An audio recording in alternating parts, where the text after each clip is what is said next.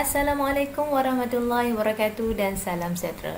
Bertemu lagi dengan saya dalam kelas PDPR Bahasa Melayu tahun 6. Tema yang ketujuh, indahnya warisan kita. Unit 21, indahnya budaya kita. Tajuk ingin kita kongsikan pada hari ini iaitu meraihkan tetamu dalam standard pembelajaran 2.5.2. Dari segi standard kandungan 2.5 ini, kita akan membaca, memahami dan menakul untuk memindahkan maklumat yang terdapat dalam pelbagai bahan dengan betul. Dari segi standard pembelajaran 2.5.2 ini, kita akan membaca, memahami dan menakul bahan untuk memindahkan maklumat mengikut keutamaan ke dalam bentuk prosa. Dari segi objektif pembelajaran, pada akhir pengajaran dan pembelajaran, murid dapat memindahkan maklumat mengikut 5 keutamaan dalam bentuk prosa dengan betul secara individu. Dari segi kriteria kejayaan, murid dapat memindahkan maklumat mengikut sekurang-kurangnya 4 daripada 5 keutamaan dalam bentuk prosa dengan betul secara individu. Murid-murid, ini ialah paparan teks yang terdapat di dalam buku teks kalian. Kita perlu membaca teks ini untuk memahami apa maklumat yang ingin disampaikan dan kemudian kita perlu menyusun keutamaan yang diberikan. Maksudnya apa yang perlu kita lakukan terlebih dahulu dalam bentuk prosa ataupun ayat. Kita baca dahulu cerita ini. Meraihkan tetamu. Setibanya di rumah, Izuni terus menuju ke dapur. Langkahnya dihayun laju. Dia mahu segera mengisi perutnya yang sejak tadi asyik berkeroncong.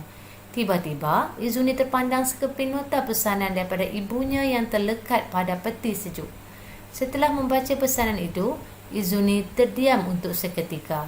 Dia belum pernah menyambut kedatangan saudara maranya seorang diri. Fikiran Izuni mula melayang mengikati pengalaman lalu. Namun, belum pun sempat Izuni melayan seleranya, tiba-tiba kedengaran loceng rumahnya berbunyi dan telefon berdering.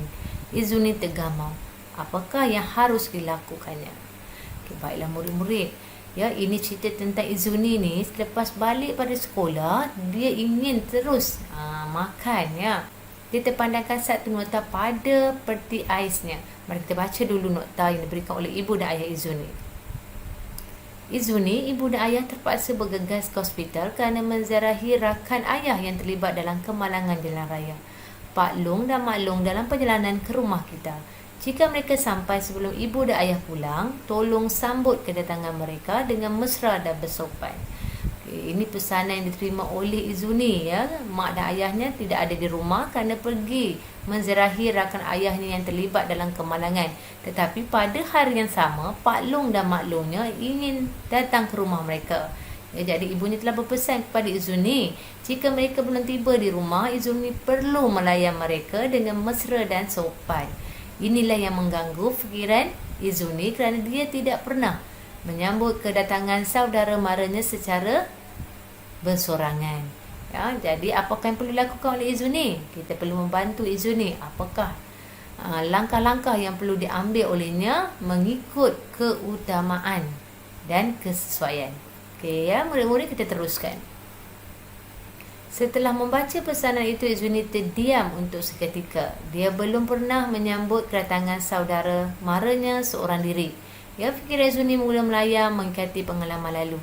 Namun belum pun sempat Izuni melayan seleranya, tiba-tiba kedengaran loceng rumahnya berbunyi dan telefon berdering. Izuni tergamam. Apakah yang harus dilakukannya? Kalau kamu di tempat Izuni, apa yang kamu lakukan? Dalam waktu yang sama, loceng rumahnya berbunyi dan telefon berdering. Mana dulu kita nak bertindak? Kita lihat inilah Izuni. Di sini ada beberapa frasa yang diberikan di sini.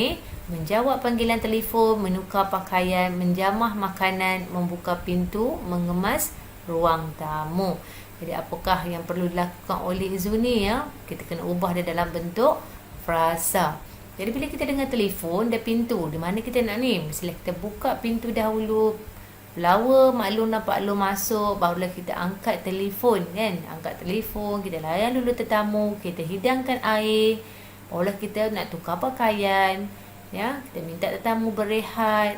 Kemudian barulah kita kemaskan ruangan yang sepatutnya dan menjamah makanan. Lihat apa prosa yang boleh kita susun mengikut keutamaan langkah-langkah yang perlu diambil oleh Izuni. Ya, dia terus buka pintu rumahnya dan minta Pak Long dan Mak Longnya masuk. Kemudian Izuni terus menjawab panggilan telefon dengan segera. Setelah selesai, Izuni menuju ke arah Pak Long dan Mak Longnya lalu bersalam dan mempersilakan mereka duduk. Izuni terus ke dapur dan menghidangkan makanan dan minuman buat kedua-duanya. Izuni berbual-bual ringkas dan minta izin untuk menyalin pakaian. Kemudian Izuni mengambil ruang tersebut untuk mengemas ruang tamu. Izuni juga mempelawa Pak Long dan Mak Long untuk berehat sementara menanti kepulangan ayah dan ibunya. Dalam masa yang sama, Izuni terus menjamah makanan yang telah dimasak oleh ibunya. Ya, inilah langkah-langkah yang perlu diambil ataupun keutamaan yang perlu dibuat oleh Izuni untuk memastikan bila tetamu datang ke rumah dia tidak rasa tersinggung dengan kita punya perbuatan. Jadi itulah ibunya tadi berpesan supaya menyambut kedatangan Mak Long dan Pak Longnya dengan mesra dan bersopan. Ya, kita perlu melayan tetamu dengan sebaik-baiknya. Ya, ganjaran orang yang melayan tetamunya dengan baik, dia akan mendapat ganjaran pahala. Jadi kita perlulah melakukan perbuatan yang sama walaupun tak ada ibu dan ayah di rumah. Kita perlu melayan saudara mara yang datang dengan cara yang bersopan. Tindakan Izuni ini amat baik kerana dia mendahului untuk melayan Pak Long dan Mak Longnya kerana dia menghormati tetamu dan saudara maranya yang datang. Setelah selesai baru dia membuat urusan yang perlu dilakukan. Okey, jelas murid-murid, kita teruskan dengan aktiviti yang seterusnya. Seperti biasa juga ya, cikgu ada sediakan latihan interaktif game berkaitan dengan tajuk kita pada hari ini, melayan tetamu. Jadi kamu boleh klik link tersebut di bahagian video penerangan. Kamu boleh jawab soalan berkaitan dengan topik ini ya. Cikgu harap kamu dapat memilih jawapan yang tepat. Cikgu juga ingin berkongsi tentang nilai yang terdapat dalam topik kita pada hari ini, iaitu berbudi bahasa. Ya, ketika melayan tetamu, kita mestilah melayan dengan sopan, santun, iaitu berbudi bahasa, menggunakan bahasa-bahasa yang baik.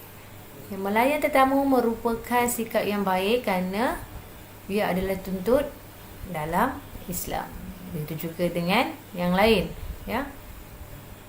Kita perlu melayan tetamu dengan sebaik-baiknya supaya mereka rasa gembira bila datang ke rumah kita dan ganjaran pahala akan diberikan kepada kita.